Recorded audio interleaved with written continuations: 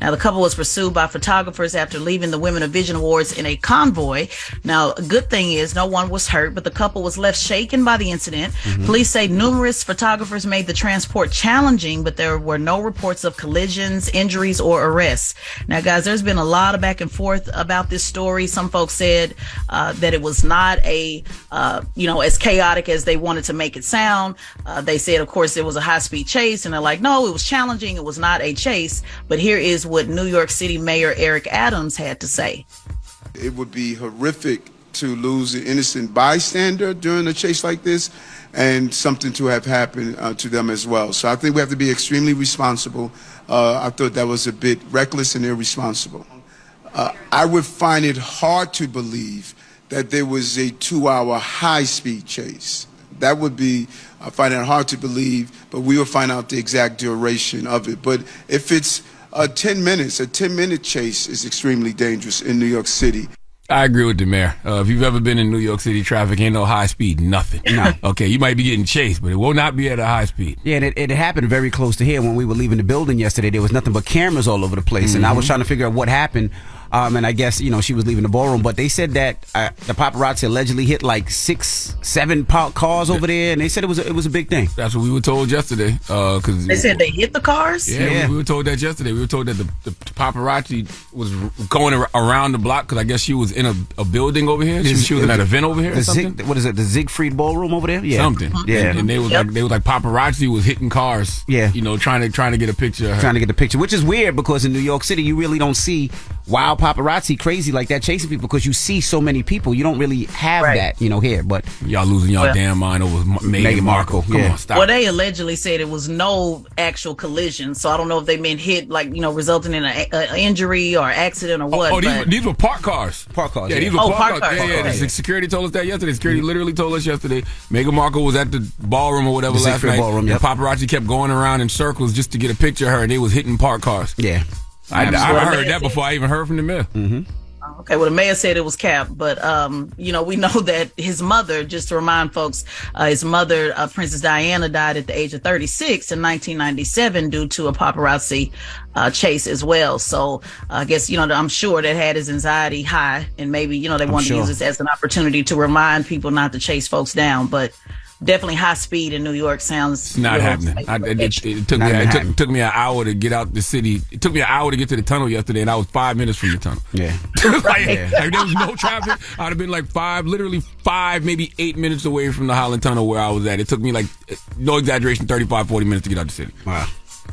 All right. Well, that is front page news. Thank you, Tez. We'll see you in a little bit.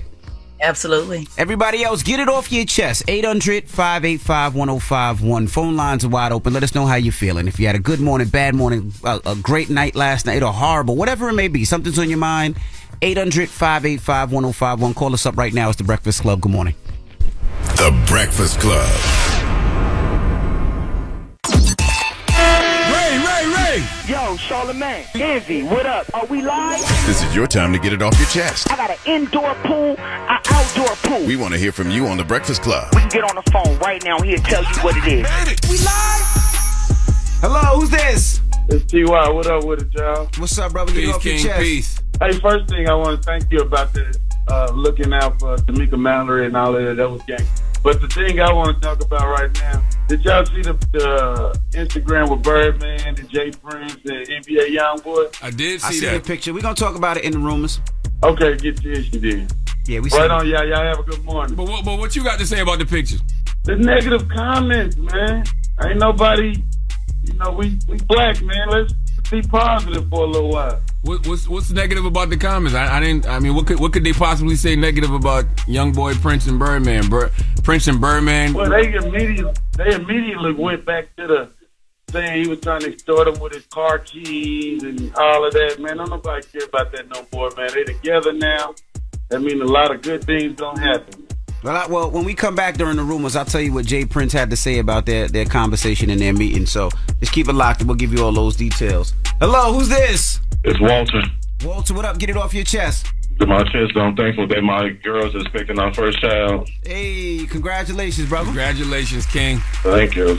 Long time listener, first time calling. When'd she do?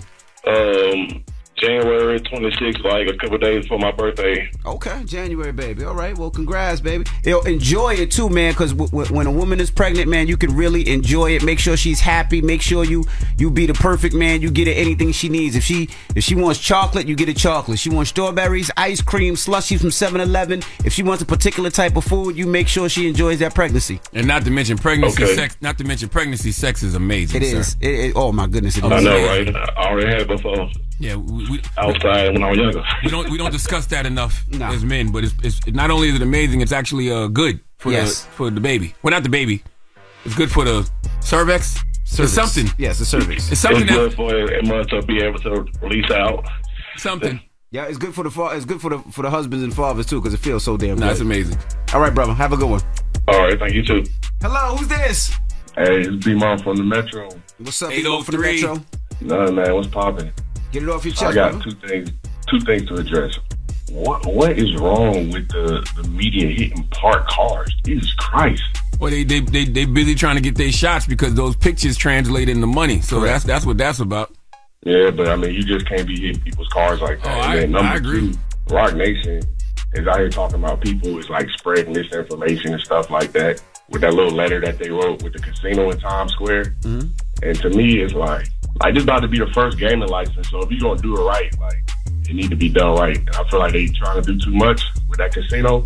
And to me, they honestly sound like politicians making empty campaign promises. Nah, I totally disagree with you. I don't feel that way with Rock Nation. At all. And I'll tell you this, and everybody knows I'm a Hove lover, but when it comes to all the things that Jay-Z has done, he's shown and proved, whether it was Rockefeller Records, whether it was the Rockefeller clothing line, whether it was Tidal, whether it was Duchess, whether it's Ace of Spades, whether it's his cannabis line. He shows and proves, and not only does he show and prove, he gives back to his community. And I think anybody that gets an opportunity to get that casino is not going to give back to the community, and Hove has done it numerous times. Envy is absolutely right, and there's nobody better to have a casino, and we know that money is going to go into communities that need it than Rock Nation. I agree. There's nobody better. The people that they're going to employ, you know what I mean, where they're going to put the money. They're already talking about putting, hundreds of millions of dollars in Broadway for black Broadway plays. They need to get that gaming license in New York. Absolutely. Get it off your chest. 800-585-1051. If you need to vent, hit us up now. It's The Breakfast Club. Good morning. The Breakfast Club. It's a new day. This is your time to get it off your chest. Wake up. Whether you're mad or blessed. It's time to get up and get something. Call up now. 800-585-1051. We want to hear from you on The Breakfast Club. Hello, who's this?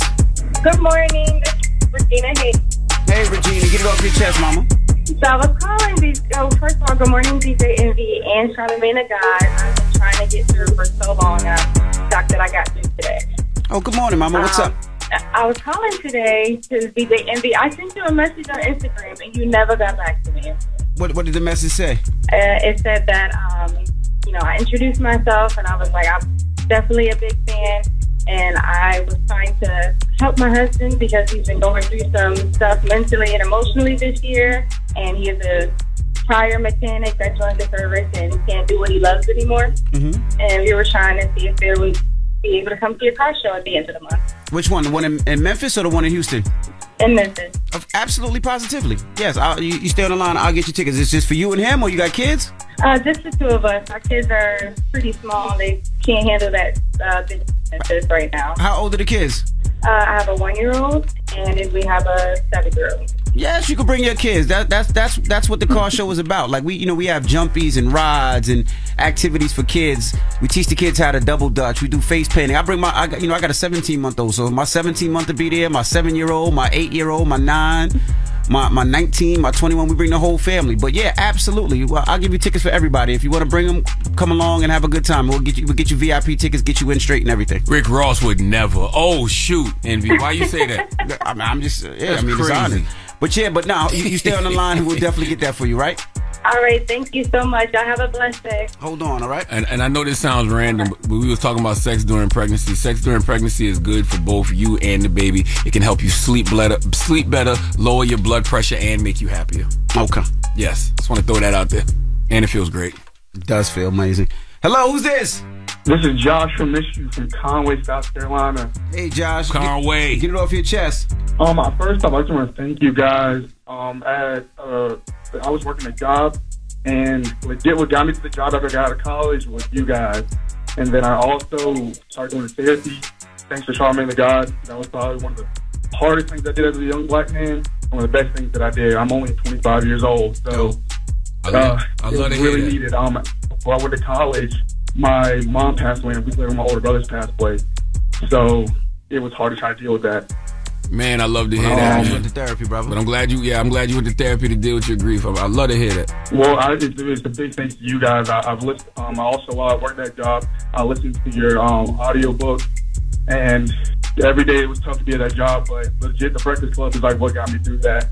That's and what then it is, brother. I also know Charlamagne. Which book did you listen to? I listened to Black Privilege. Oh, Black Privilege. Word. Thank you. And I know you're a comic book fan, and I'm a huge comic book fan. I'm also writing my own comic book, and I was wondering, can I just kind of shout that out? Because currently I have a Kickstarter going on. I don't know if you guys know what Kickstarter is. Of course. Shout it out. Go ahead. So I have a Kickstarter. You can go to Kickstarter, and it's called No Retreat, No Surrender, issues 1 and 2.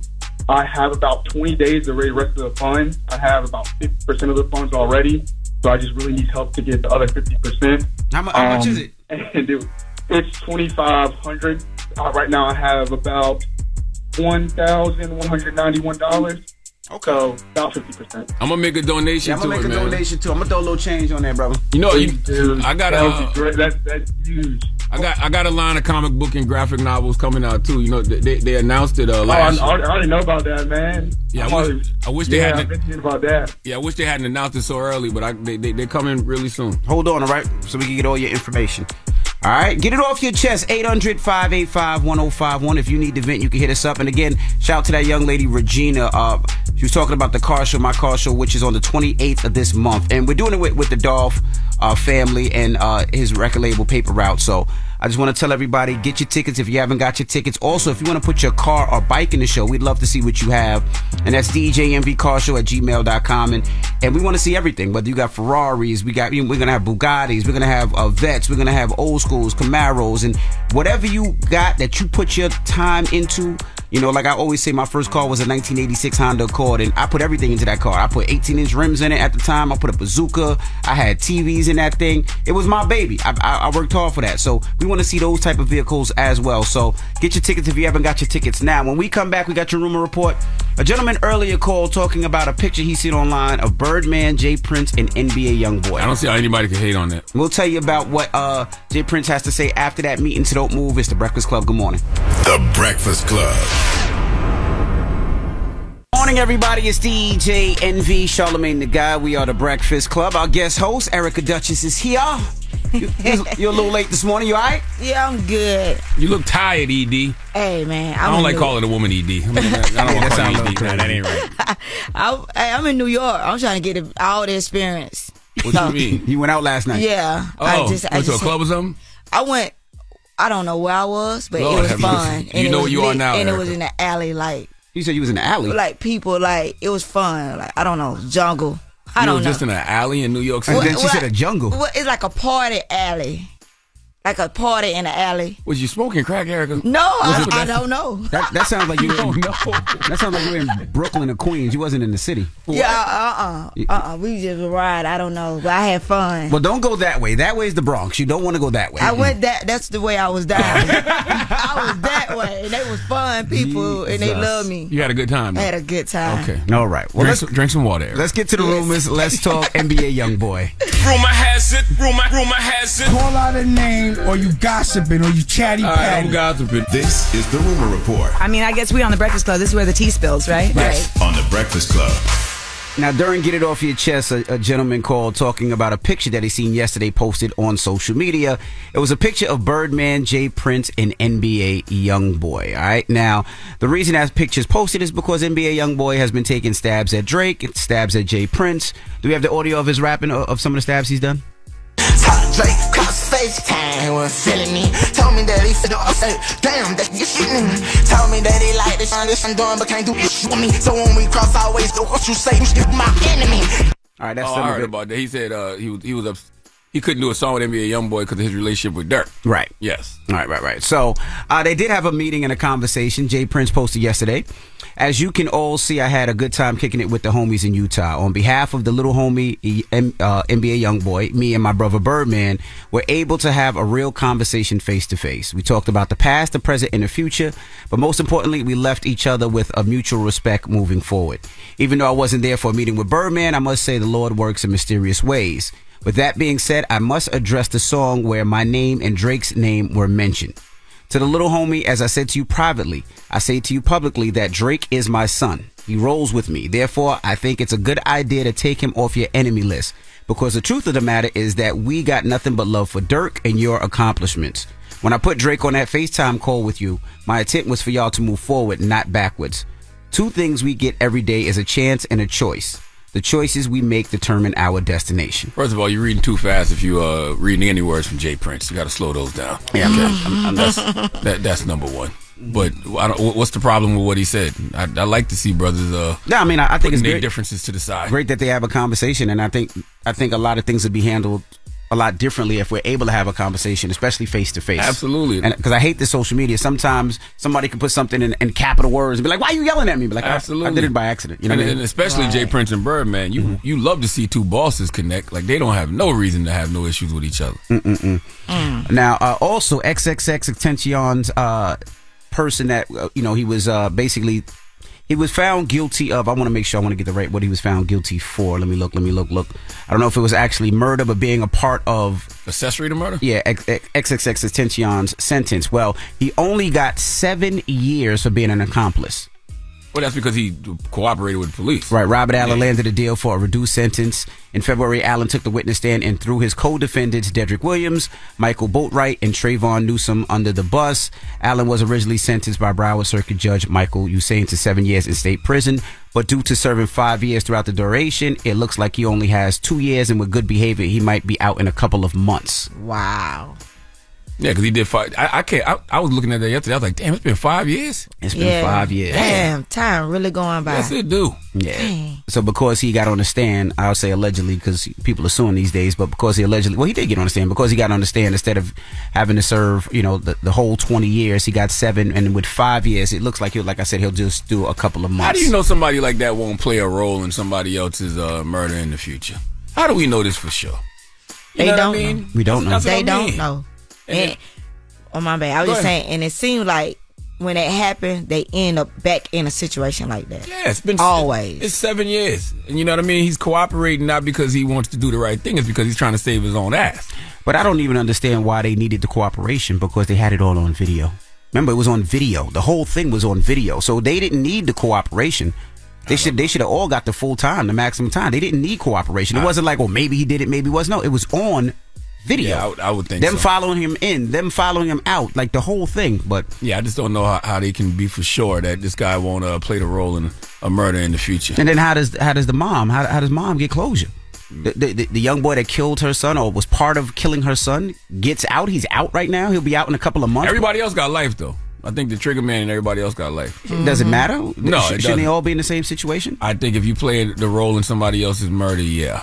I think you should all be in the same situation. But what do I know? All right. Now, also, Rick Ross, he's back in the news. He wants to run for mayor of Fayetteville, Georgia. I'm tired of you and your shots at Ross, bro. Every day. I know. Like, every day come for 3 days, on. bro. Why? I'm just reporting the stories. I'm just reporting the rumors. Okay. I didn't even say anything about... Let me see what his goals are. I didn't see anything about his car show being denied from the Fayetteville P. I didn't say anything about that. You just said that. I didn't say anything about that. I didn't say anything about... You just said it, though. It wasn't even revoking a permit. I didn't say anything about that. I'm just talking about... You just said it again. The mayor... he wants to run for mayor of Fayetteville. I love Fayetteville so much. Next year, I'm running for mayor. That's right. The boss, Rick Ross, running for mayor of Fayetteville. What I want to ask is some young students that's in legal school. I want to ask y'all a few questions about politics. I want to know how many votes did it actually take to vote in the mayor of Fayetteville. I need to know that, because we're going to become that. We're going to make that happen. We're going to have a good time. We're going to give some people opportunities. We're going to give some people raises, and of course we're going to have to clean some people out. I don't think that's going to be good, because it's so many old people that stay in Fayetteville and white folk. and they ain't going. They ain't voting for Ross. They ain't gonna go. And Erica for knows because you live in Fayetteville, yeah, right? Well, I stay down the street from Fayetteville, Georgia, and I'm from Atlanta, so I know. Are you gonna vote for Ross if he's running for mayor? I can't vote for him. I don't stay in that That county. district. That That county. district, Yeah. Yeah. So, all right. Well, we wish Ross the best of luck with running for mayor of Fayetteville. It gonna be so many old people out there with their little hands up with them posters. Yeah, but I didn't even mention the Shut fact up. that they revoked his car show permit to do the car show. It's your second time. It was not mentioning even on the report. No, I didn't. Because he said I was throwing shots. I was like, I didn't even say it. But you said it. And 3 lastly, times. quickly, I just want to tell you, Montana became the first state to officially ban TikTok. Right, Governor Greg Gianforte signed a bill restricting downloads of the popular social media app. What was the reason? Law. I'm not mad at it, but what was the reason? They just said they didn't say. They said Montana's personal and private data from the Chinese Communist Party. They don't want the Chinese community or the Chinese Communist Party to have people's information, so they have banned TikTok in Montana. Oh, they know something we don't know. Yeah, they do. All right. Well, that is your rumor report. Now, when we come back, Tesla and Figaro will be joining us for Front Page News, so don't move. And the ladies, the women from Run the World, the cast of Run the World will be joining us. Brescia Webb, Corbin Reed, and Amber Stephen West. So don't join. The mornings will never be the same. Your company has goals this year. Find the right people to help you achieve them with ZipRecruiter, where 4 out of 5 employers get a quality candidate within the first day. Try it free at ZipRecruiter.com/breakfast. That's ZipRecruiter.com/breakfast. Hey everybody, it's DJ Envy, Charlamagne the Guy. We are the Breakfast Club. We got our guest co-host, Erica Duchess, here. Yes. And let's get in some front page news. Good morning, Tez. Good morning, beautiful Erica and Charlamagne and DJ Envy. Good morning. Yes. Let's start off with sports. Now, the Heat last night beat the Celtics 123-116. They lead the series 1-0. And let's get right into the news. Charlamagne was in the news. Huh? He was on Fox last night? Yes, once again, they have covered our very own Charlamagne the God. Florida Attorney General Ashley Moody responded to comments about Ron DeSantis being a white supremacist made by Charlamagne, and she responded to it on Fox News. Here's what she had to say, and we will talk about it on the other side. I just want to very quickly, because you had Charlamagne, the radio host, blasting your governor, Ron DeSantis, for banning public funding of DEI in Florida's public colleges, saying the following: it's obvious that Ron DeSantis is a white supremacist, right? It's amazing to me that a person like that would be running for president. When I think about it, it's like, damn, he's not even interested in bringing the country together. Your final take on that, about 30 seconds. Look, Ron DeSantis served this country. He believes in equal opportunity for everyone, equal application of the law. That's what he wants taught. That's what he wants educated here in the state of Florida. And to say otherwise is untrue. Did I say something wrong, Tess? What would be? No, I think you were quite accurate. I mean, we can start with the fact that he promoted a fundraiser for Daniel Penny, the man that murdered Jordan Neely. He actually tweeted out, "Let's show the Marine that America had his back." So there's a long list of things that he has done that has pretty much I don't want to say confirmed, or at least alleged, or he looks like a white supremacist, talks like a white supremacist, so he might indeed be a white supremacist. So we can go down the list. Yeah, I mean, he banned AP courses on African American studies. Signed a bill into law banning the state's public colleges and universities from spending money on diversity, equity, and inclusion. You know, strategic redistricting that wiped out at least 4 majority black districts. Like, come on, man. Right. Come on. That's right. Fighting Disney for no reason. Fighting the teachers, making them cover up books that he doesn't like. Again, banning the diversity programs. And again, the Florida NAACP has literally asked black people not to come to Florida. So, and one of the most extreme people will say that Trump is extreme. And even Trump has said that he is too extreme when it comes to matter of abortion. So when Trump is telling you you're too extreme, you're probably too extreme. Word. Absolutely. Now, where you want to go next? You want to go to the strippers or Rudy Giuliani? Let's go to Rudy Giuliani. Let's talk about that. He demanded oral sex while on the phone with Trump. 43-year-old Noel. He had Trump for.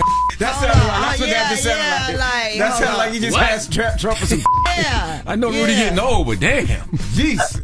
43-year-old Noelle Dunphy is suing for $10 million in damages and unpaid wages, claiming that the former New York mayor, Rudy Giuliani, subjected her to wide-ranging sexual assault and harassment, including making her perform oral sex while he was on the phone with Donald Trump. Now, she claims that she has recordings of numerous interactions, meaning that she has some receipts.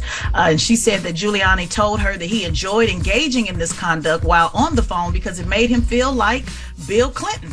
Now, in a statement, Mr. Giuliani said that he completely denies the allegations and plans to defend himself, and that this is pure harassment and an attempt at extortion. I wonder how many times, Republicans and even Democrats, for that matter, refer to Bill Clinton when they get in fellatio. Like, is that like slang? Is that like slang amongst politicians? It probably would. No, people. Can I get some of that Bill? Let me get some of that Bill.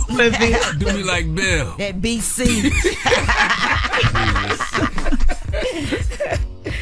Well, I don't know. I know he better be careful because it sounds like she got some receipts. So we're gonna see if she puts it out there. All right. Well, that is your front page news. And make sure you subscribe to Tesla and Figaro's podcast, the Straight Shot No Chaser podcast on the Black Effect iHeartRadio podcast network. That's right. And when we come back, we're going to be kicking it with the ladies from Run the World. All right, Brescia Webb, Corbin Reed, and Amber Stevens-West. We're going to talk to them next, so don't move. It's The Breakfast Club. Good morning. The Breakfast Club. Morning, everybody. It's DJ NV, Charlamagne the Guy. We are The Breakfast Club. We got our guest co-host, Erica Duchess, with us this morning. And we got some special guests joining us this morning, Brescia Webb, Corbin Reed, and Amber Stevens-West. Welcome. Thank you for having us. Run the World Season 2. May 26th on Stars. Yes. So for people that haven't seen Run the World, what is Run the World? Run the World is a fun show about 3 women living their lives in Harlem. Mm-hmm. Our friendship binds us together. Mm-hmm. We're running our careers. We're running our love lives. We're Black women doing it. Mm-hmm. Yeah. And it's just a fun show about just women. Friendship and success and love and, yeah. Mm-hmm. And we look fabulous. And it's a comedy. And we look fabulous, yes. yes. You do. Thank you. How did y'all get teamed up together for this show? We were cast. Charlamagne, they brought us in. Our talents brought us together. Our talents and our good looks. I did not know these two. These two knew each other. Yeah. However, I met them at the chemistry read, and it was like at the test, and it was like instant. I mean, like the casting director Kim Coleman had to be like, "You guys, can you please keep it down? Like other people are reading." We were like, no, we're good. Chemistry friendship. Instant friendship. Yeah, chemistry is definitely real. But Brescia and I met probably 15 years ago. We've known each other a long time. A lot of friends in common in LA. And we love to sing all the time. And so when this show came around, and we heard that both of us were being considered for the parts, I texted her and I was like, if you do it, I'll do it. Same. Because it was a big deal for us. Because we live in Los Angeles, and to move out here to New York, it was like a big deal. So how was that? How did you have to, get up on your New York slang? Right? Well, I'm from Baltimore, so the New York slang ain't really that hard. And our characters, because y'all know you go to you and do. I mean, I had to put that in the trash a long time ago. I bring it back when I get angry. But, but seriously, I mean, our characters are all from different places. Our friendship started at Spelman, and, so we're about being women from different places coming together in Harlem and working and growing in Harlem. So our slang didn't have to be so much about. Like my character's from the South. Yeah. And I mean, I don't have a Southern accent on the show, but, Yeah. Now, I'm assuming that y'all taped the season 2 before the writer's strike. Yes. Yeah. It's been a while. We finished it like a year ago. Gotcha. Sorry, fans. Sorry, people that watched season 1. Yeah, it's just taken a while, but we're coming back, finally. It'll be worth the wait. Okay. How do you feel like the characters grew in season 2? A lot. Yeah. The first season was really establishing who these characters were and what their friendship was with each other, but the end of the season left us all, there's a lot of cliffhangers at the end of season 1. And so season 2 is really just about them kind of learning more about themselves and leaning on each other even more. They're all they're very successful in their lives, but they're still growing as human beings. And so they're at a place in their lives, like a fork in the road, basically, for all of them. All learning how to be selfish for the first time. We've been working towards our careers and our relationships and love and taking care of our families. We forget about who we are and what we actually want. So that's what I love about the show, is for Black women, or just women in general, just to be reminded about how powerful they are and what we have to say no to and what we have to say yes to. Gotcha. And our show's really cool too, because I feel like you see women in their 20s figuring it out. Like, that's a very glamorized thing on TV shows. but our show is about women in their 30s still figuring it out, and I don't feel like that's a topic that gets explored as much. And I think it's good that like we're normalizing that and celebrating that, and also making it feel aspirational and exciting. And it's not like, okay, you're in your 30s, you have to be married, you have to have kids, you have to like have all these things, like these established things. It's like, you know what, we might make a huge career shift in our 30s. We might be confused about whether or not, you know, this fiance or this serious partner is someone that we really want to be with, or if we want to have kids, or if we even want to have kids. I think it's like a very modern day take on what it is to be a woman and an ambitious woman. I'm sorry, do either one of y'all have kids? Nobody? I have two kids. You got two? She got all the kids. I have two little girls. Little girl? I would have never thought you had some kids. Oh my God, because I look so young. Thank you. I'm a bonus mom now. Yeah, I got married. Yeah, I see. Congratulations. Yeah. Oh, well, good luck with that. What's up with that? No, I mean, I tried it. I did it. So you was married? Yeah, I was married for 6 months. Oh, really? Yeah, I got divorced on Zoom. Oh, wow. Okay. Interesting. I'd like to know more about that. That sounds like a TV show in and of itself. Yeah. Sounds like a sad story. It began and ended all in the same. Yeah, I did. I did and done. Period. Man, Amber hit it with the most graceful. Let's get out this conversation. Amber said, "Oh, I'd like to hear more about that." Later. I don't want to divorce it, but I do want to know more about how you did get divorced on Zoom. Yeah, because we was doing the pandemic. Interesting. Okay, yeah, and so you could just do it on that. We right here on the phone just like this with the judge and a little block. Wow. I said, Judge, all I want is my bed. It's the bed that we just bought because he had me on blow-up bed for 6 months.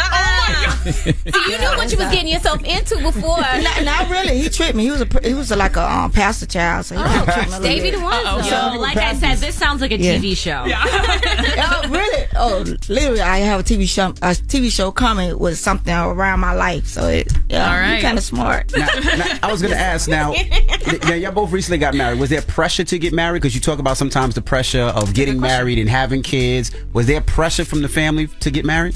I mean, my family's Jamaican. That my grandma was like, 93. She's like, I'm gonna die soon. Please get married so I can be there. She said that? Oh yeah. She said it to my husband at the time, fiance. Like to your boyfriend, you met him the first day. She has no shame. Like that's a very very Caribbean thing. I've kind of been manifesting getting married for so long. Charlamagne. Yes, you have. I would talk about how I couldn't find a man, where they at, and I really said if God don't do it, it won't get done because it was really scarce in these streets. But where'd you find him? Where did you find him? Well, I didn't find him. He found me. Okay. Praise God. Okay, he found me. Okay. Well, you know what? Shout out to Lonnie Love, Saint-Qua, my brother. We met over FaceTime during the pandemic. I was working and I went in the quarantine for a week or two, came out with a boyfriend and a year later engaged. 1 year later. Yeah, 1 year later engaged. Did you take it serious at first because it was over FaceTime? Like, I mean, yeah. I had been praying about it. And like, it wasn't like, oh, we meeting on FaceTime. You gonna be my husband or something like that. It wasn't that I wasn't thirsty like that. No. But But he was just a great guy, and it's hard not to love Nick Jones. Yeah, and my boo boo. Hey, Nick Jones Jr. I got a bunch of homegirls who was about to give up until it happened for Brisha. Really? Yes, and they use Brisha as their example all the time. I'm not even joking. Thank you. That's a good thing. Yeah. Thank you. God is good. I mean, listen, keep hope alive and don't lower your standards. Yeah. Yes. Do not lower your standards. What she said. What was your standards though? Just bring something. I mean, like anything that starts with Would you date a bus driver? Listen, I love what you put on your page. Yeah. We not going to be in the if world. We're not going to be in the if. No. We just going to be in the right now. What's on the table is, what I just wanted a man that brought something to me because I know what I bring. And I honor what I have done. And I want him to honor what he's done and bring it so we can be evenly yoked. That's right. All right, we got more with the cast from Run the World when we come back. Brisha Webb, Corbin Reed, and Amber Stevens-West. So don't move. It's The Breakfast Club. Good morning. Good morning, everybody. It's DJ Envy, Charlamagne the Guy. We are The Breakfast Club. Our guest co-host, Erica Duchess, is here. And we're still kicking it with the ladies from Run the World. Brisha Webb, Corbin Reed, and Amber Stevens-West. Charlamagne? Is it hard to play characters who are married or, who may not have kids when you are married and have kids? I actually had a challenge with my character because she's playing like a I don't want to call it a fake step parent, but she is stepping in with, she's an older man, you know, that she's with, and he's also like her thesis advisor because she's getting her PhD, and she's taking on this parenting role, you know, with his daughter, and she loves it, and it does also ends up being a situation where she feels taken for granted, and I'd have never had that experience, but I did have a lot of women, you know, say to me, like, I relate to this so much, and men too, like, I relate to this dichotomy, I relate to being put in this position where, like in season 2, Tika Sumpter, her real mom comes back into the picture, and I hear people saying, like, we watched the season, and like, this is a role that I'm in right now, having to like tread this line between my new partner and, you know, my child's mother, and, you know, I understand like the challenges that presents, and it was nice to hear the feedback that they identified with it, because as an actor or as a human being, I have never had that experience, but it's nice that like to know that I'm able to portray it in a way that feels relatable. So that's been interesting. What about you, Amber? You got 2 of them things. Well, my character on the show is in the pilot, you know, spoiler alert, if you haven't seen the show, cheats on her fiance. And she is very unsure about what she wants for her future, because she's a very type A personality who's been doing everything the right way and checking every box in her life. And she's finally going to get married to, like, you know, on paper, he's the perfect man. And he's got a wonderful family, a big Nigerian family, and they're planning this big epic wedding, and it's very overwhelming for her. So she ends up sleeping with someone because she's just never acted out in any way. Never had experiences. Never had any experiences, and just felt like stifled in some way, and so that's the way she acted out. So she is just struggling with that, and I don't identify with that part because I've been married for so long. I've been married for 8 years, and we've been together way longer than that. Did you get to wild out before you got married? That's why you don't. I did some dating. You know, I'm a very monogamous personality. I just like, you know, boo up real fast. But I met my husband when I was 22. So we've been together for so long, but it was interesting to just play a character who was just so nervous about taking that next big step. And I think a lot of people relate to that. They feel like they need to check that box by the time they turn 30 so that they can, like, you know, say that they won or whatever. And this character is very much like, I got everything that I wanted in my life, and I'm still unsure if that's what I really want. So I like that. What about you, Bree? Is it hard to be a single woman now? Play a single woman? Listen, I can relate. Okay. But, you know, my character, she was married, and, you know, she had a great relationship with her husband, and she dropped him and was going through the divorce and everything. And, you know, he stole her money pretty much. And that was first season. And so now she's, you know, out here single doing her thing. And I can relate to that. But I also, in this second season, I love that she's realizing that the heart really wants what it wants, and she misses that piece of her life. So I can understand that too, because there is a longing for love and for stability when you're trying to find your footing in a new place, because she has a new career path. She quits her job, she leaves her husband, she's doing a whole bunch of stuff. So she's really trying to reclaim who she is and remember, like, there's people around her that love her, and that she has to go and get them and show them and clean up herself a little bit, like to take accountability. And I totally can, I know what that means now, being married.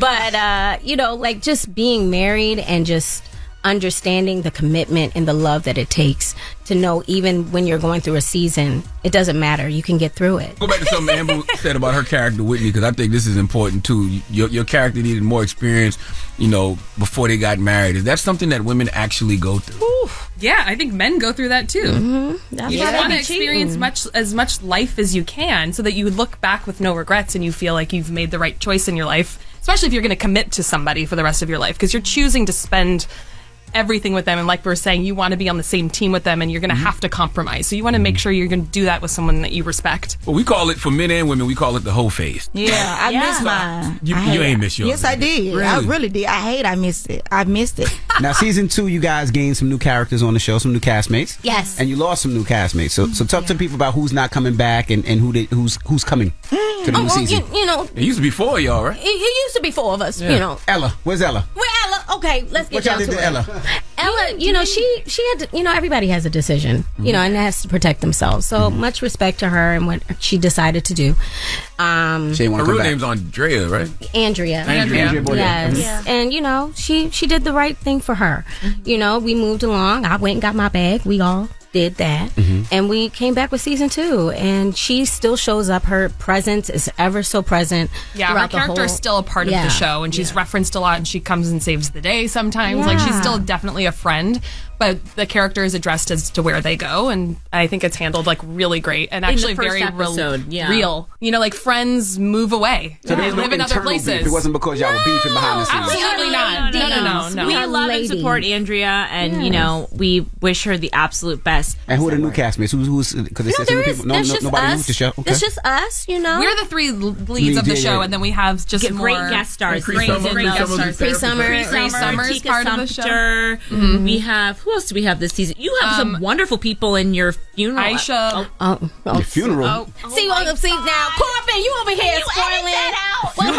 Listen, now I will say this: I do not speak about this. There is a funeral. There's a funeral. It's not your funeral. No, it's not her funeral. Y'all killed her off. Crazy. They killed Ella off. No, there's a funeral. There's a lot of things that happen this season. There's a wedding and a funeral. Yes, there's a wedding and a funeral. Yes, so we got through it. And I love shows that highlight therapy, and I know you go to therapy, Bree. So how important is therapy with these 3 ladies' journeys? It's important because it's a big part of the show. It's a big part because I love that Cree Summer, first of all, is our therapist this season. Shout out to Rosie O'Donnell. Rosie O'Donnell did a phenomenal job last season as well. But I love in our therapy episode is that she makes us answer our own questions, you know? And so usually a therapist is telling you what to do and makes you ponder it. She asks the questions and then we come up with it and we're going, oh.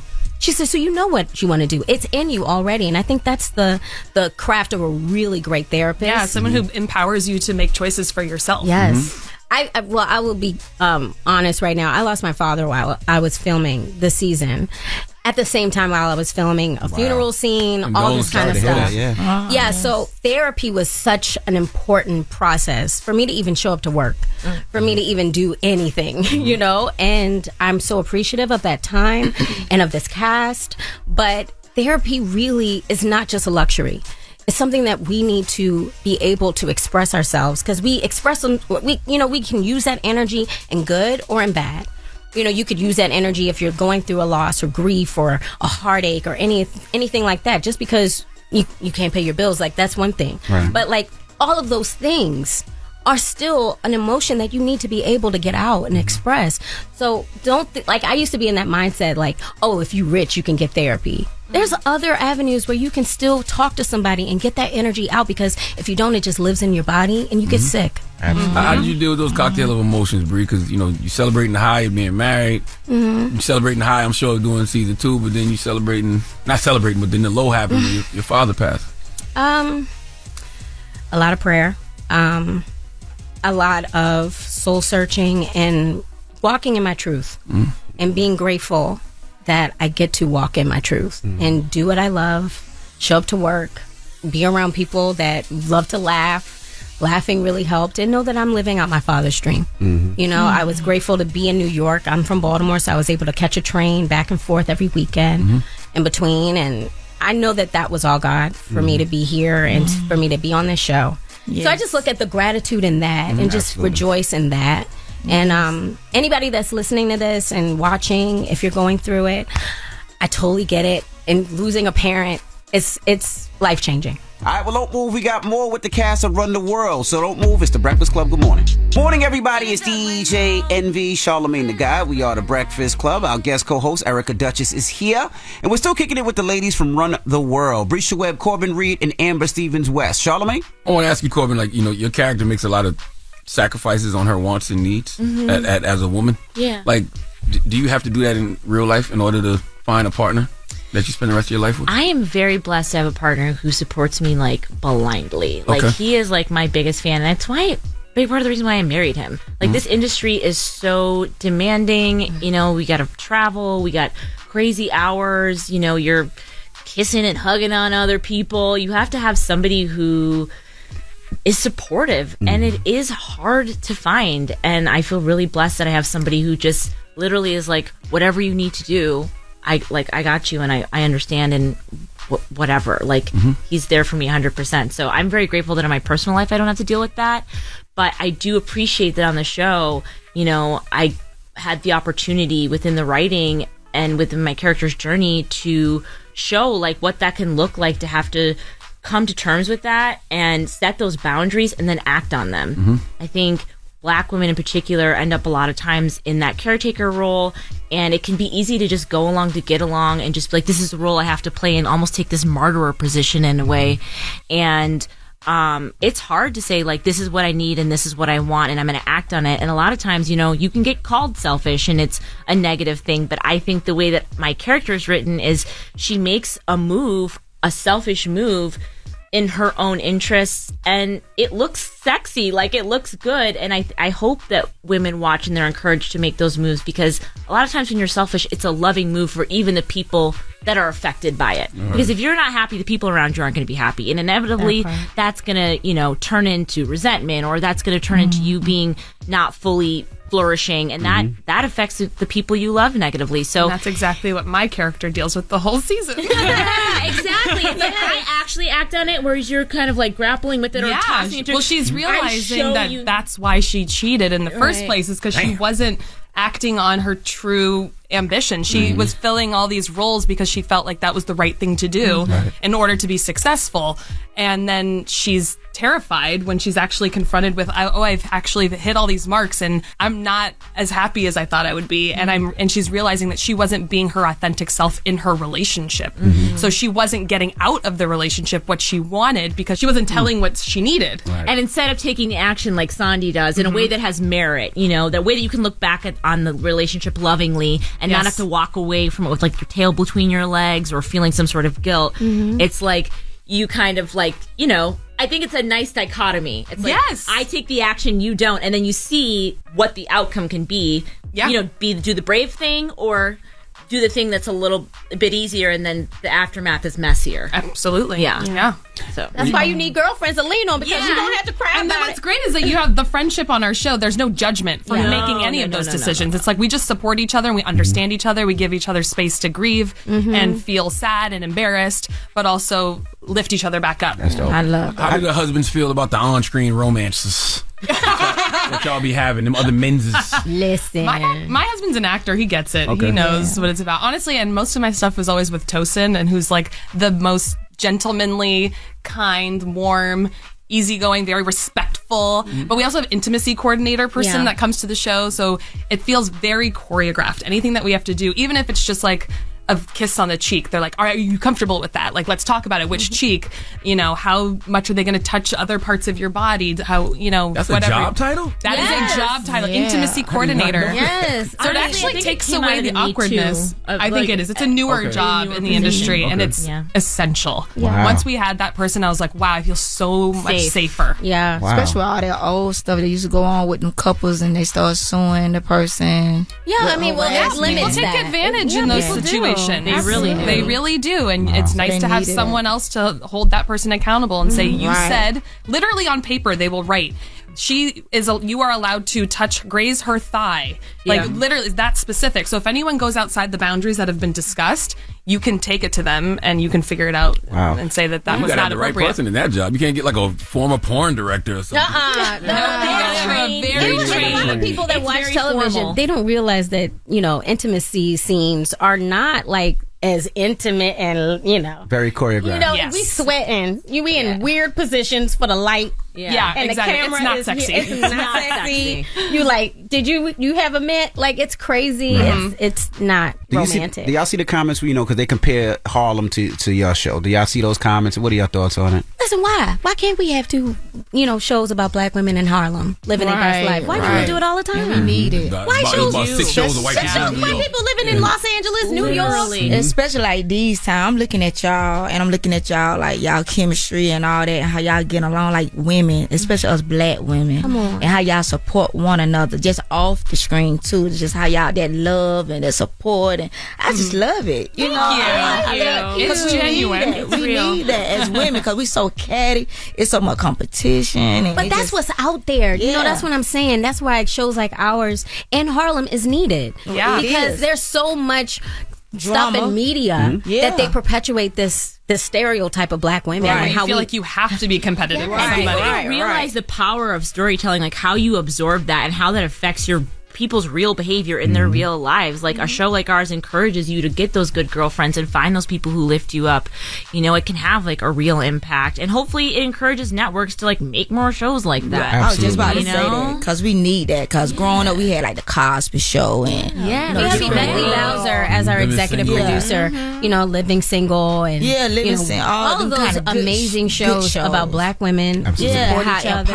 how we was empowered, how you know we had business, we were rich and had families and did all that stuff instead of the other way. I love this. Absolutely. You can check it out. Two more questions.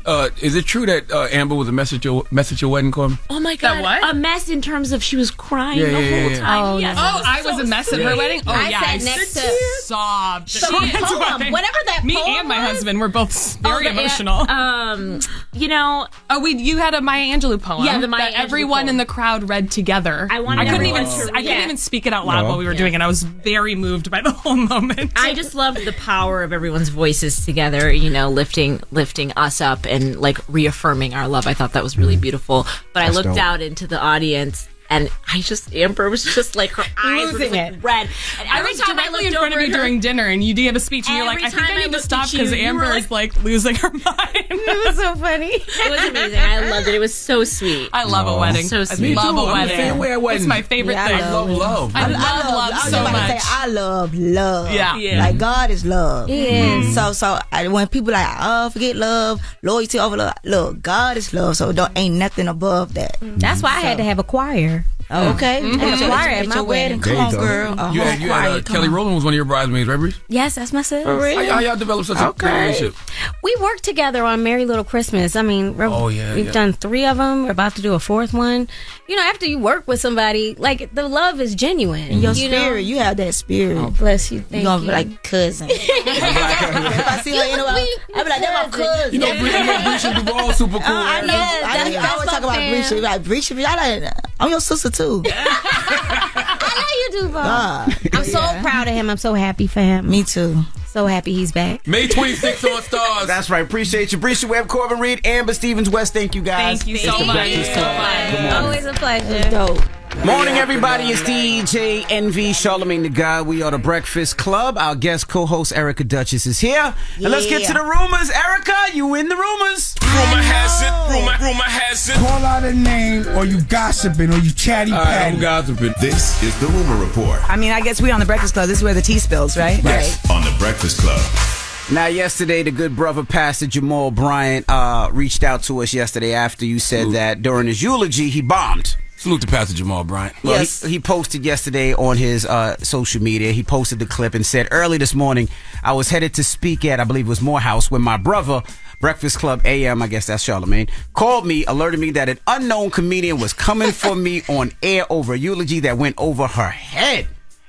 It didn't go as planned. Plus, I'm from Baltimore. Just hilarious. Shoulda have the job anyway. I'm going to be honest with you, Erica. I ain't heard Pastor Jamal bomb yet. He ain't bombed none of the times he's shot here. Well, ain't you close friends with Duval? That's my partner. You see I got the Rich Broke chain I on see. right now? Yes, Absolutely. call Duval and ask him. I seen you perform, Erica. Huh? I seen you. Oh, you talking about Pastor Jamal? Yeah, I ain't talking about me. Oh, got you. Yeah, you know I ain't did that, but I'm just saying. Yeah, it's okay. He had a bad set, but I get it. Where he was trying to go once he explained it yesterday. Yes, indeed. We see that now, but it still didn't make no sense because you still could have used a million other men in the world besides Donald Trump. Oh yeah, I'm just talking about the shots he was taking here. Yeah. That's you. He ain't bombed yet. That's what I'm saying. Oh, yesterday when he called in and that Instagram post. That's the energy we needed at the funeral. That's the energy we needed. We needed him to have all them shots like that, but. You know what I'm saying? We wanted that stick. We wanted it to hit. We needed something to land. Nothing in land. Well, salute to Pastor Jamal. I really do hope Pastor Jamal don't ever come to no Erica Duchess show because I feel like Erica gonna have something for him. 30 minutes for him. 30 minutes. You already know I am. But Pastor Jamal Bryant, he bought that life. He had a life before he started preaching and stuff like that. Like he a little gangster. I like it though. But I didn't know he posted it on his page about the unknown comedian. I bet you won't forget me now. You will never forget Erica Duchess. Or somebody said I bombed. Anytime you hear bomb, you're going to think about Erica Duchess. Jesus. Now, also, Yo Gotti, yesterday we told you what was going on with 4-2 Doug, and he said that he was having problems in jail. He felt like they were trying to kill him. He had to heat his food with hot water from the shower. I read the whole statement that he put up a day ago, but yesterday evening, I should say, he said, they raided my ish last night, man, at 3 a.m. They taking me to war. I need Johnny Cochran, little cousin, or something. It's on and popping in this itch. Well, Yo Gotti posted yesterday, I got $2 million for any lawyer that can get Doug out early. Thanks. That's what I want for my birthday, to free 4-2 Doug. So, if I didn't know he was talking about the rapper, that sentence sounds crazy. What? I got $2 million for anybody who can get Doug out early? That sounds wild. No, it doesn't. We know you talking about 4-2 Doug. I mean, yes, I know in context because they talk about 4-2 Doug, but if I didn't know, that sentence sounds crazy. Can a lawyer do that? Can you just give a lawyer $2 million and they go get him out early? Well, I mean, if you know the right people, they got to fight the case. Mm-hmm. They got to fight the case. Now, Rich the Kid, he apologizes to Tory Bricks after cheating allegations. Rich the Kid is apologizing to his fiancée and child's mother and says that he's sorry. He says that he's trying to do better. He was also accused of failing to pay a woman $35,000 to keep her pregnancy a secret from his fiancée, Tory Bricks, as well. Once the woman found out she was pregnant, she says she and Rich created a signed agreement that she would terminate the pregnancy and keep to their sexual encounters a secret from Tory, allegedly. So Rich the Kid's apologizing. He's saying he's sorry. He's a grown-ass man. He's trying to evolve. He's trying to grow, and he wished that didn't happen. Well, we've all been there. Rich the Kid. That's all you can do. Give a public apology, but the best apology is change behavior. That's all I can tell you, young man. Yep, absolutely. That's true. All right, and lastly, Swizz Beatz and Timbaland say that they own 100% of Versus. It was reported a couple of months ago that Triller actually purchased a big majority of Versus, but Swizz and Timbaland are saying that's not true. And Versus is 100% black owned, okay? You see 50% on top of your screen and 50% on their body of your screen. Tim and Swizz. That's who own Versus, in case you ain't know. Za. This is word to Allah, okay? Tim don't like me talking like this. I go too crazy. I say the real Tim want to play. He like, man, I see the names. The names is Tim and Swizz. I'm going to go like, how about that? All right. It was built for the people, and it's going to stay with the people. So they're supposed to be announcing some new verses coming up shortly, and they said it's going to be a lot of big names. So I'm going to tell you what I'm looking tired forward of. for that. I love Swizz and Tim, but I'm tired of them announcing that we about to get new verses. And we don't have the new I verses need some yet. new verses. Oh, yeah. Okay, y'all, there's too many great verses that we keep hearing about, right? We keep hearing about potentially Wayne and a 50 or JD and a Diddy, all of these people. I want Little to see Kim, them. Nicki Minaj. Yes. Who and Nicki Minaj? Little Kim. Oh. Man, wow. I saw Swizz on Jennifer Hudson. He was saying Jennifer Hudson And versus Fantasia. Fantasia. Stop announcing that we about to get new verses and announce some new verses. I'm with you. And that is your rumor report. Now, who you giving that donkey to? Man, 4 after the hour, there's a school in Missouri called Glendale High School, and this is a perfect example of why 2 wrongs can make a right. We'll discuss. All right, we'll get to that next. It's The Breakfast Club. Good morning. The Breakfast Club. Your mornings will never be the same. With audio titles on business, career advice, fitness, and more, Audible keeps you inspired. Whatever you're looking for, check out all the audiobooks, podcasts, and originals you could ever want, all in one place. Sign up for 30 days free at audible.com/Breakfast Club. It's time for Donkey of the Day. Donkeys of the Day, ask Charlamagne. I'm a Democrat, so being Donkey of the Day is a little bit of a mixed one. So like a donkey. Hee-haw. Okay. Donkey of the Day. The Breakfast Club, bitches. Now, I've been called a lot in my 23 years, but Donkey of the Day is a new one. Yes, Donkey of the Day for Thursday, May 18th goes to Glendale High School in Missouri, and an unnamed teacher at Glendale High School in Springfield, Missouri. See, there is a 15-year-old young Caucasian girl named Mary Walton who goes to Glendale High School. Dropping the clues bombs for Mary Walton. Okay, she was in geometry class minding her business when her teacher tried to put together a geometric sequence that simply doesn't add up. All right, see, there's this word that no matter how many times you tell people they shouldn't use it, they will find a way. All right, doesn't matter what race the person is. We all know the historical context of the word. We know why the word shouldn't be used by anyone. I don't care if you think it's a term of endearment or a racial slur. It's a word that is divisive, and it's just too much blood and baggage on it for it to ever be positive. But yet, we can't keep it out of our mouths. All right, the word I'm referring to is the N-word. All right, I wanted to say it so bad, but I'm trying not to. I've been trying not to for years. Okay, by the way, I really haven't found a better way to describe these ninjas than the N-word. Matter of fact, I want to apologize to all ninjas out there. Why do we do that to them?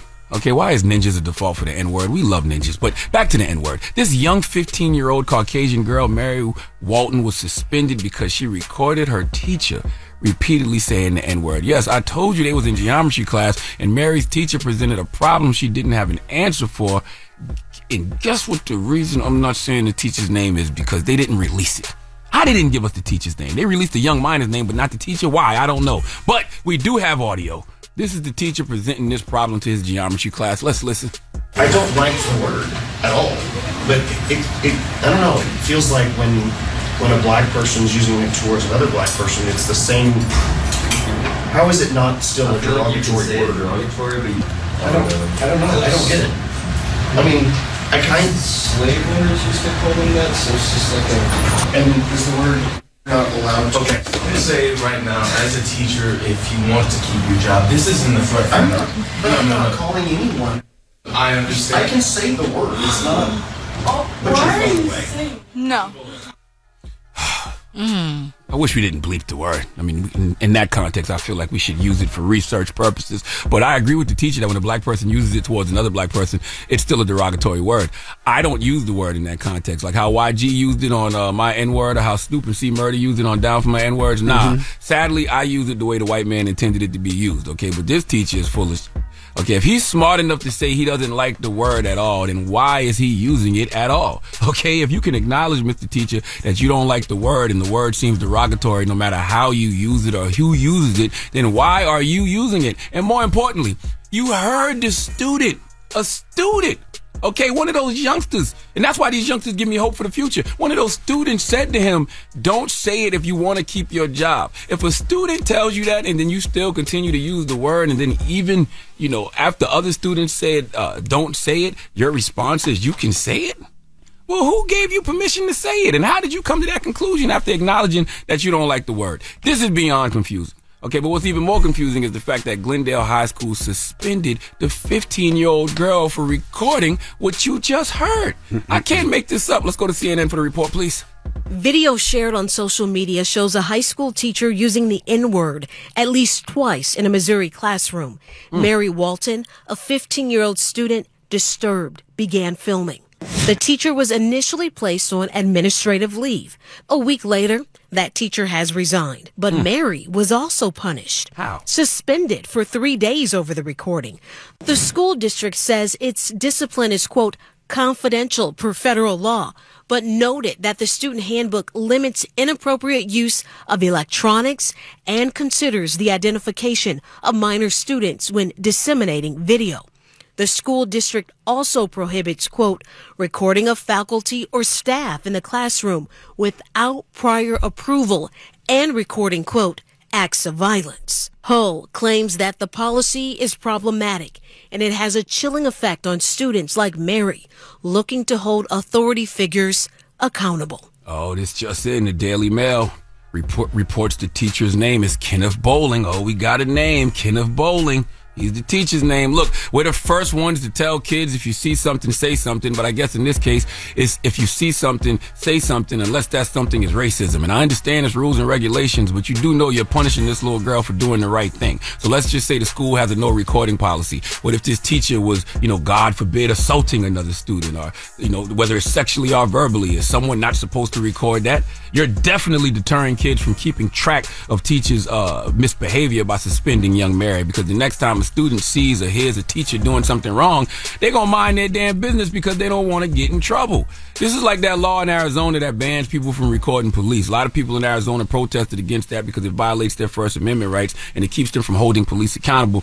Not that police really care that they're on camera, but you understand my point. Look, there is plenty of times when a person recording should be held accountable. For example, okay, if somebody set up the tripod and hit record for R. Kelly, absolutely makes perfect sense to discipline them for their recordings. But when a child is being verbally abused by their teacher with racist words, it doesn't matter what the school policy is on filming. That young lady should be treated as a hero and celebrated, okay? I don't care what the student handbook says. I get that it says students are prohibited from using cell phones to make audio or visual recordings to faculty or staff. But what school is going to give a child permission to record a teacher saying the N-word? None, okay? So this is a perfect example of, look, sometimes two wrongs do make a right. According to the laws of culture, the teacher was wrong for using the N-word, and according to the laws of the student handbook, the student was wrong for recording him, but this student was also right because dumbass people got to be held accountable. And if that teacher thought he had a pass to use the N-word, he now knows he doesn't. In fact, one could argue Mary saved that teacher's life, Kenneth Bowling, because if Kenneth Bowling would have used the word, the N-word, around the wrong N-words, it'd have been bad for him. Please let Remy Ma give Glendale High School and that unnamed teacher the biggest hee-haw. Hee-haw, hee-haw. You stupid motherfucker. Are you dumb? You just said the teacher's name. Kenneth Bowling. Yeah, you said the unnamed teacher. Oh, I'm sorry. Kenneth Bowling. I'm proud of you. Yes. I know, man, because it's very hard to say the N-word back to back to back. Yeah, no, I'm very proud of you. It don't roll. Like, you just be wanting to say Yeah. Nah, I'm very proud of you. You say, nigga, I mean, you didn't say the N-word one time during that whole... You would have used their word. Do it. Just say it. Just say it. I won't. Nope. I'm not practicing bad habits. Nope. No, nigga. I'm not saying it. I'm sorry. You said it. You see what you did? You did it. You see what you did? You see what you did? BT, we'll see you guys tomorrow. You see what you did? BT, we'll see you guys tomorrow. You see what you made me do? Shout out to BT. You see what you made me do? See y'all later. Everybody else, let's open up the phone lines. 800-585-1051. Now, the ladies of Run the World were here earlier this morning, and we were talking about whole faces. I feel like this conversation comes up every couple of years. So often, right? And the question is 800-585-1051. Ladies, do you think you need a whole face? Yes, you do. Men too. Yes, you do. Well, we're going to talk about it when we come back. You can jump in already, all right? Okay, cause I need to talk about it. All right. Erica Duchess, our co-host, is here, and that's the question. 800-585-1051. Do you think you need a whole face? Let's talk about it. It's the Breakfast Club. Good morning. The Breakfast Club. Steady calling my phone. Made it. It's topic time. Call 800-585-1051 to join into the discussion with the Breakfast Club. Morning, everybody. It's DJ NV, Charlamagne the Guy. We are the Breakfast Club. We got our guest co-host, Erica Duchess, here. What's up? So we're asking 800-585-1051. This conversation comes out of the cast of Run the World, who joined us earlier. We're talking whole faces. We're asking, do you need a whole face? Do you think people need a whole face? Erica, we'll start with you. Oh, yes, most definitely. Yes. I hate I miss mine. You still got time? You still here? No, I don't got. I mean, I can't be, years old and want to start being a hoe. Who says? Me. I just think I missed it. I missed the good years. Hoeing ain't nothing but a number. And I missed it though, and I think you really do need it. Like how they say about men, or he need to sow his royal oats. Royal oats, yeah. Yeah. See, women got to do the same thing. I think so because in my situation, I was with somebody, my first love, like from age 15 to age 23. Yeah. So I was just with that one person all them years. Then right after him, like I had a 3 months or 4 month break. I was with my little girl there, and I was with him 7, 8 years. So I missed it. Well, see, if you get with another man, my concern would be, damn, hearing you constantly say you missed it. Because when somebody says they constantly miss something, if there's an opportunity to go do that they might take it. Yeah, I mean, hey, you might be right. But you know what I'm saying? You might be right about that because I do be thinking about like, dang, but now it's like, now times don't change now. Now I be kind of scared. I don't want to be like a little whore now because, there's so much going on out here in the world. So I'm kind of, you scared I'm of good monkeypox? Huh? Scared of monkeypox? Yeah, I'm scared of all that Scared of stuff. everything. I'm scared of everything, so I'm kind of good. That's why when I was messing with the little young guy, you know what I'm saying, he was like 20 years old. And I was just in love with him because I had missed so much being young. And then when I got with somebody that was young, that junk was fun. Like going to the club, he be fighting over me and stuff. Like, oh, he just fought that man over me. Like, it was just so much fun. But see, so what happens when you continue to grow in the comedy game like you are, and you get to meet people that you might have always wanted to meet, or people that you might have used to fantasize over, but now you get the opportunity to, you know, take them down. Yeah, but when you in the industry and you behind the scene, you know what's going on. They not that appealing no more. What about you, Charlamagne?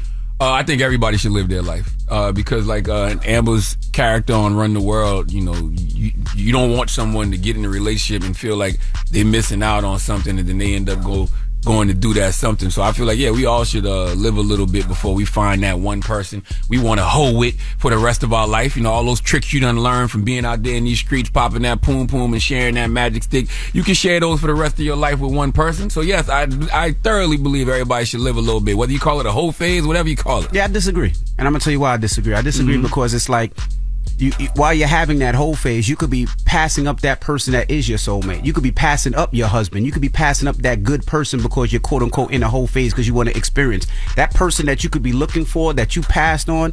That could be the person for you. Now let me ask you a question. What's for you will never pass you, Envy. Yeah, what God has for you will never pass you by. All right, I don't care if it's poom poom or magic stick. You keep thinking that you missed that man because you want to be in a whole phase, and that man was the perfect man for you, and now he found somebody else, or y'all miss each other. Let me ask you a question, good brother. You have 4 daughters. What do you tell your 4 daughters right now? They say, "Hey, Dad, I want to date." Do you say, "Well, go enjoy your whole phase"? I don't have to have that conversation with them. Their mama will. And what's that conversation gonna be? I don't know what her and her mama gonna be talking about. My kids don't have to talk to me about sex. So when your daughter comes in and say, "Daddy, I heard you on the radio talk about whole phase. What's your thoughts on it?" I'm gonna say, look, I think you should live your life. You know what I mean? Yeah. But by the way, they gonna do it regardless. Right, but if they ask me, I ain't gonna say go live your life. No. Yeah, I'm gonna tell them go live their life. It is different. It is different though, because I have a daughter and I have 2 sons. But with my boys, I tell, because they so young, I tell them to live their life. Live their life because they young men. And what about your daughter? But with my daughter, I tell her your reputation is everything. It is, but here's the thing. I think there's such a negative connotation around the word hoe. Hoe don't mean that you out here sleeping with 7 and 8 and 9 and 10 guys. So what does hoe mean? Oh, just mean that you living a little bit like you're not a virgin. If you want to remain a virgin until marriage, I'm fine with that too. Hoe is hoeing. That's not true. Then use another word. So a hoeing is if somebody calls you a hoe, that means you are usually a promiscuous person that has sex with numerous people. Yes, that's a hoe. And I think that's a negative connotation. So don't use the word hoe. Use another word. I think we should. That's why I said just live your life a little bit. You know what I mean? Like my girl, Lori Harvey. I don't think she's whoring around. I just think she's experienced and experiencing life. We don't even know what Lori doing. Just because you see somebody with a man or you see somebody with a woman, don't mean they I'm just saying, just for the stuff you see on the media, she been there, blah, blah, blah. But I don't think there's nothing wrong with that. She's a young lady. She's beautiful, and I just think she just experimenting and experiencing life with different in different relationships. That's a good example of what you said, Erica. Because whenever I hear when women say things like Lori Harvey is a hoe, you're speaking from your perspective. Yeah. You're projecting because you couldn't go out with Michael B. Jordan, Dancing Idris, or whoever else, Future, without sleeping with them. That don't mean she's sleeping with them. Just you don't know. Or just settling for whatever they going for. She is like one thing, she out of. She ain't staying in no situation long. Right. She be down for you for a minute, and we don't know what might transpire. She out of there. And that's what I mean. That's the type of phase I mean. I love her. Would you consider Nick Cannon a hoe? Yes, because he actually out here having babies. Yes, he's having sex. Would you consider Kim Kardashian though? No. Why not? Because she's married. She was married to all those people. She was married to Chris Humphrey. She was married to. She's been married 4 times, right? Yeah, 3-4 times already. Yeah, she was married to all the people. Yeah, okay, I'm just asking. Yes, I'll see you Friday. All right. Dominique, get them kids out the car. All right, baby, I love you. I love you too. Dominique. Yes. You got them kids to school this morning? Yes, I did. They in school, I mean. Now we can talk hoes. You got the kids out the car. So what's your thoughts, Mama? My thoughts is when you're a female, woman, I don't think that you should even ever have a hoe stage. Because your maturity level should never want your body to even say, I deal with certain men, and that's okay. Like, you're a hoe. It's no acceptance of being a hoe when you're an adult. And when you're a kid, you're young, you're going to go through a phase where you find a love, so that's not a hoe. But when you're an adult, you don't got no passion. But that's all I'm saying. When you young, like when I say young, I'm talking like college. Most women probably, if you go to college, most women probably experience that phase in college. Yeah. David. Yeah. Good morning, David. What's your thoughts, brother? Yeah, I think the whole phase thing is something that we just tell ourselves because we in a liberated, society and all that, kind of be young, be free, be you. But I think a whole phase does more harm than good. Okay. Why do you say to me, that? brother. Because it creates kind of a sexualized mindset, where you're having a bunch of sex and everything. It gets to a point where I think that's kind of all you see. Like even how you judge people, like you judge, by looks and that's it. I kind of saw that effect on myself when I kind of did it when I was younger, and I wish I hadn't, because you start to develop this mindset where that's the only lens you see people through. Like, are they good looking or not, as opposed to are they a valuable person? True. I still think being a hoe is subjective, though. Because, let's just talk about it. If we're doing it sexually. Some people's sexually, they might sleep with 10, 15 people a year. Mm-hmm. Some people might feel like 2 a year is too much. Right. You know what I'm saying? But I do feel like I got 6 kids, but one is 21, one is 19, and they're both dating somebody now. And I tell them, if that is the person that treats them well and you see yourself with them for the rest of your life, because you don't know, do right by them, because you just don't know. You jump into a whole phase, and that could be the person that's going to hold you down, that's going to love you, that's going to make sure they're there for you regardless. And sometimes it's hard to find that love. There's so many women and men out there single looking for that love that they might have. Lil Logie gonna live his life. I'm telling you that right now. Lil Logie gonna be out here knocking them down. So you can sit here and act crazy if you want to. Lil Logie is a star athlete, good looking kid, muscular. Lil Logie gonna be out here knocking them down. You hear me? My son 585-1051. Lil Logie, live your life. And we're talking about whole phases. We're talking about the whole phase. Do you think you need a whole phase? Call us up right now, 800-585-1051. Well, I just want to tell y'all right quick before we go. Logan called me. Dad, put me on a group chat with me, you, and Charlamagne. I'm like, no. No. I'm like, no. Like, put me on a group. I'm like, no. Logan, you want to know where the fun at? Logan, know where the fun at. That's the Breakfast Club. Good morning. The Breakfast Club. It's topic time.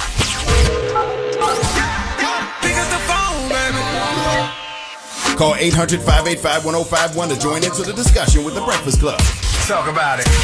Morning, everybody. It's DJ NV, Charlamagne the Guy. We are the Breakfast Club. Now, if you're just joining us, we're talking about the whole phase, meaning, do you think you need a whole phase before I guess you settle down? That is the question. And it's interesting because you asked me something the other day, a couple of minutes ago, because I do have 4 daughters. Mm-hmm. I think that we don't like to deal with the reality that everybody's going to have a life.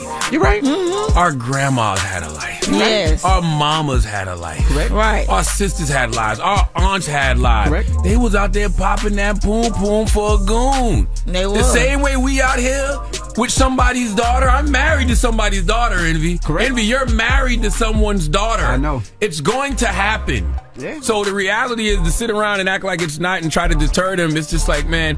And I'm not sitting there saying I want my daughters to be hoes by any means. I'm just saying I know they're going to live their lives. And that's what I would just tell them to do. Yeah, that's what I tell my daughter. I'm living that life now with having a son, older son, and my daughter becoming a teenager. So I tell them to live their life. But it is different. I got to tell them, my conversation with my son is different with my daughters. Yeah. But at the end of the day, like I be out in this world, women, I know we want this equal stuff. Some things we do need to be equal on, but some things we don't need to be equal to with men. Yeah. Some things men can do that we just can't do, and some things us women can do that men just can't do. A lot of people disagree with you. They're saying if a man could have a whole phase, a woman could have a whole phase. I know that's the other part of the world. Hello, who's this? Hey, this is Selena from Duval. Talk to us. So I absolutely think that women should have a whole phase, and it's absolutely necessary. And define whole phase? Because I think that word whole has such a negative connotation. People hear what you're saying and just automatically dismiss it. But define whole phase. And how long is the whole phase? Okay, so I would say whole phase is being able to mingle while you single and do your thing. That's my definition of a whole phase. You get to dibble and dabble and have a treat of everything here and there. And then you do it for as long as you need to, but don't do it for an extended amount of time. That's true. Okay. I honestly think you do it until you find somebody you just want to hold with for the rest of your life. I think that's I think what you're saying is absolutely true. I think so too. Like whenever I get to that level again, I would want somebody and I want to just experience like whole stuff and nasty stuff. Like, you know what I'm saying? Like, it's the thing in Atlanta that I never been to, and I'm at this age I never been to. Oh, you talking about a trapper? Yeah, trapeze. Trapeze. I never been there, but I want to get with somebody that I know I'm gonna be with for a long time. Like, let's just go in there and just look at everybody, or even do it. Yeah, I ain't never heard about. I heard about trapeze. I've never been in. What's trapeze? Put me on. This is a sex club. club? Can we say? I don't know if we can say. I mean, it's a spot where you can go and they just be doing. It's a sex club. Do Yeah. people know this? Like, is this a thing? Yeah, it's a thing. Okay, Everybody in Atlanta. All right, knows. just making sure. I didn't want to put them on blast. Oh no. Okay. They pass out cards. Oh, okay. So yeah, it's a place where people go and they Is be music doing. there? Who? Music. If you want music in your room, it's different rooms. Oh no, it's okay. Yeah, I thought it was a club. It's a swingers club. I'm looking at it online. It Yeah, says, it's like a swingers club. yeah, the yeah. website even says it's a swingers club in Atlanta. Yeah, but you don't got to swing. You can just be with your partner and y'all do y'all thing. You had the door open and have people look, or you can go around and just look at other people. Seems like you've been researching this a little bit. Yeah, because I really want to do it. I just ain't found a partner yet that I can do it with. Okay. Yeah. Hello, who's this? Hey, this is. So I started my whole phase in 2020 after I was heartbroken by this guy. And so I started dating outside. I live in Atlanta. I started dating outside of Atlanta. And man, it really opened me up to some new things.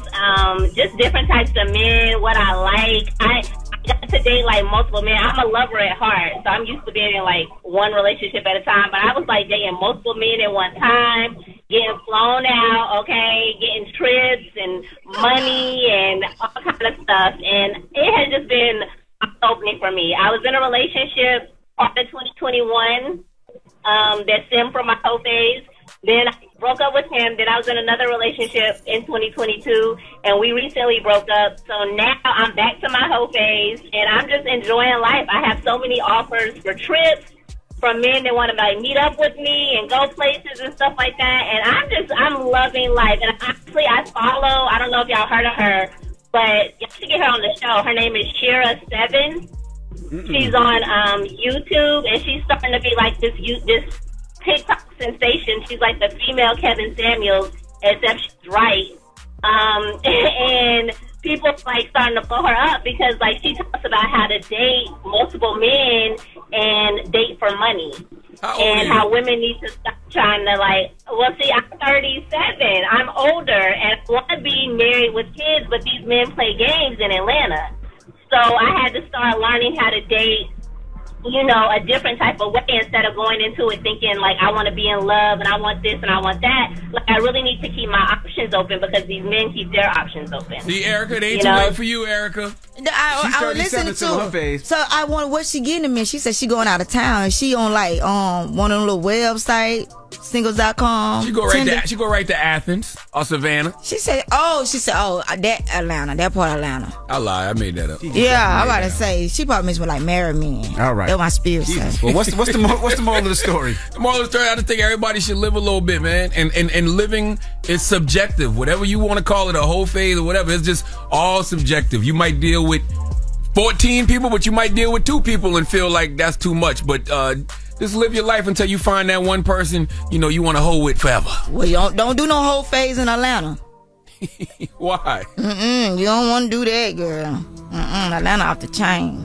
I'm gonna take Erica's word for it. Please. All right. Yeah. Well, when we come back, we got your rumor report. We'll tell you what's popping off in the rumors, so don't move. It's the Breakfast Club. Good morning. Hey everybody, it's DJ NV, Charlamagne the Guy. We are the Breakfast Club. We got our guest co-host, Erica Duchess here. And let's get to the rumors. Let's talk Sukihana. Rumor has it. Call out a name, or you gossiping, or you chatty patty. I'm gossiping. This is the Rumor Report. I mean, I guess we on the Breakfast Club. This is where the tea spills, right? Yes, on the Breakfast Club. All right, now Sukihana was doing an interview yesterday, and she started crying. She said she was hurt. Now, if you don't know who Sukihana is, she's on Love and Hip Hop. She came up here a couple of weeks ago, and she has a song with Afro B that talks about eating men's bunkies. And what? That wasn't? No. Oh. What? I can't say that? He dumped you just in case. He dumped me just in case. Well, I was saying Sukihana was here. She has a song with Afro B out, and they were doing an interview with her, and they started crying because she said Mama D called her black and fat. It did hurt my feelings when she said I was fat, because it's just like, you don't know how much we go through to try to fit this image for TV. Like, it's really hard. Like, y'all don't know how much I go through. I tried to, work out, diet, and everything. It's really hard. So it did hurt my feelings to hear her say that. Thank you for being transparent in that moment. Yeah. To honestly say that you are a fan of Mama D's, and to say that it hurts your feelings, I think that humanized you even more. People don't know how much people go through to fit an image, so it is what it is. But at the end of the day, I'm gonna stand my ground. Let it out. I mean, it's okay. I think that's it's not a big deal. It just is a lot of pressure. So I don't want to be crying. Like, I'm not a victim of anything. Who's that? Young Jock, right? That was Young Jock. Yeah, salute to Young Jock in the Streets Morning Takeover. Yeah, Young Jock Street Morning Show. Yep. 94.5 ATL. Now, this was the original argument here that it all came from. Oh, no. Yeah, I'm really that girl. And she met her match. And she met her match. And it's so sad that you invited her to your mother party. A bitch not gonna start with me. That was part of the argument. So now this is my problem when people get their feelings hurt like that, right? And I don't know the full argument, but they said that, Sukihana called her old and a bunch of different names. Don't be mad when you go at me, and then when I go back you, my words hurt more than your words hurt. Don't be mad at that. I don't know. Is that what happened in this situation? That's what it seems like. That's what they're telling me. But is that what happened, Erica? Do you know? I know a little bit of it. I seen when Mama D was on an interview or somewhere, and she was trying to describe Suki for something. I don't know if she said that, the fat and black stuff. I don't know if she said that. But whatever happened, when Mama D said what she said, Suki came back and said what she said. Then just so happened they end up at the same birthday party, and that's when it went down. Yeah, because I don't like that. A lot of times people say something about somebody, and then when somebody, every action is a reaction. That's why when I react, don't get mad because I go too far. That's why I be leaving people alone. Because everybody, you went too far. That's why I just, mine. Yeah, and I always go too far. My wife tells me I go too far. Charlamagne tells me I go too far. So I try not to go that far because I don't have a chill button. Yeah, right. Sometimes I know I go too far. Yeah, you kill ants with a sledgehammer. You don't need to do that. You know what I mean? Let everybody live. That's why I don't want to play with y'all, so don't play with me. It's about those combinations of words. Like, you can call somebody fat.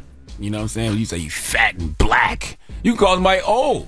But if you say you old and black, you know what I'm saying? And by the way, you could just call somebody black, and that's beautiful, right? But it's when you add those little adjectives to it is when, pisses you off. Right. And I just hate that, cause I love Mama D. I know her personally. Oh, word? That's my girl. We I did a movie, like 2 movies with Mama D. Then I was on like a reality show with Mama D. Yeah, I heard you. I heard you say earlier. You said Sukihana needs to relax because she don't know Mama D. Yeah, I mean, well, don't be trying to tell Sukihana. I said relax. I don't know if I said all that because I don't want no drama with nobody out here. I love everybody. You know what I'm saying? Suki, you're good with me, but I ain't nobody ass. But yeah. Mama D ain't nothing to play with. But Mama D ain't nothing to play with though. I don't know if she know Mama D history because Mama D was really a real pimp. Okay. Like when Scrappy say he was brought up in like a whorehouse. Yeah. He for real. Mama D don't play it. I respect Mama D on a whole nother level. Let me tell you, one day we was shooting we were having like this dinner party, and Mama D didn't want to be like in Mama D mode. She wanted to be, she cooked for everybody. Now Mama D can cook. I don't know if you know she can cook. She cooked for everybody, and she had on her little Abram, her little cook suit, right? And I really just, this probably like my first week of knowing her, right? She pulled me to the side. She said, "Come on, let me tell you something." I said, "What's up, Mama D?" She said, "Hey, what's up, Mama D?" She said, "Look, I'm not Mama D today." She said, "I don't want nobody taking no pictures of me. I don't want nobody coming up to me and all that." I said, "Oh, okay, Mama D." She said, "But I'm gonna need for you to do it. I'm gonna need for you to make sure that happen." Oh, you security? Yeah. Hey, this is just off the rip. She told me to come here. Yeah. And I came, right? So soon, like, while me and Mama D talking, she told me this. Somebody said, "Mama D, can you take the picture?" She grabbed me like this by my neck, and she like, "Now get on your job." And what you did? I told her, I said, "Hey, no picture today." Jesus. I said, "No picture today." Mama D about that life though, but I love both ladies. You know? Right. You don't even know Sukihana. I don't know, but I see what I love her though. Lastly, Manny Fresh talks about his best love song of all time. Probably not gonna hear none of the new played at a wedding reception 5 years from now. You will still hear that music played at a wedding reception. Yeah, you will hear that come on and the crowd go crazy and they still do their thing from a DJ perspective. Yeah, because I DJ every week and I still got to put their stuff in rotation. You feel me? Yeah. When something come out new, and I'm not dissing the dudes, but it usually lasts 5 minutes. You know what I'm saying? It doesn't have that soul, that sauce, that feel good. You know what I'm saying? Yeah. What is your go-to DJ song? If you could only play one song besides that ass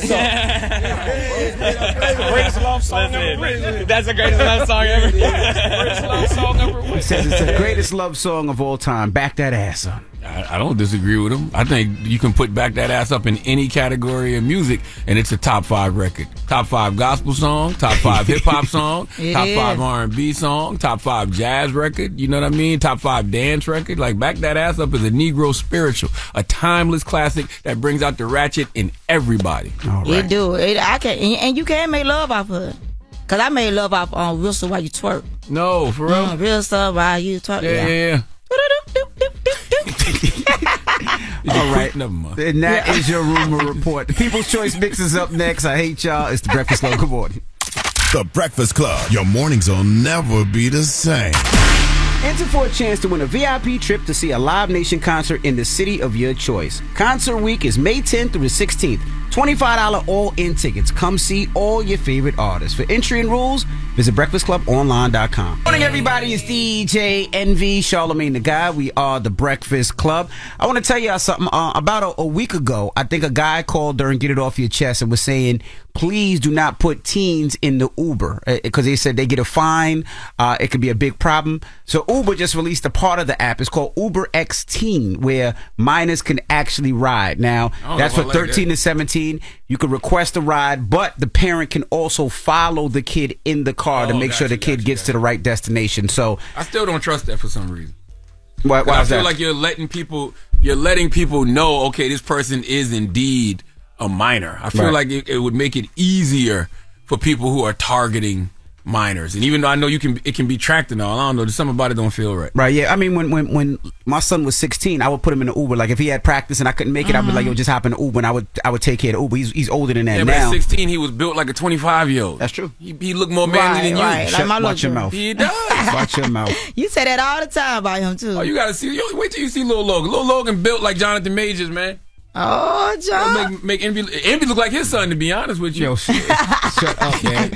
Yeah, every time Charlamagne say something, Logan, I'll be like, Charlamagne says, Logan's the man's at the house. He just goes, yup. I'm like, guys, don't get your ass whooped. Don't get your ass whooped. He light skinned too? Yeah, he light skinned. Oh. He light skinned. Light skinned, curly hair, Diesel. I mean, wait till you see him. When you see him, you're like, damn, that's Envy Big Brother? Yo, shut up. Wow. You gonna absolutely feel that way. My daughter bigger than me, though. She's 16. I put her in the Uber too all the time to go to school.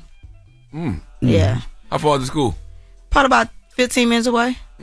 Cause we, I mean, 16 is old. 16 is not like, you old enough to drive. Well, I feel like if you're old enough to drive, you should be old enough to ride that's the the Uber. thing. In New York, New Jersey, you can't. You can only get your permit at 16, so somebody has to be in the car with you. So if I'm not there, I just throw him in an Uber. He's old enough now where he drives himself. But back then, yeah, I threw him in an Uber once or twice. But anyway, shout to Uber X for doing that and Uber for doing that. When we come back, we got the positive note. It's the Breakfast Club. Good morning. Morning, everybody. It's DJ NV, Charlamagne the Guy. We are the Breakfast Club.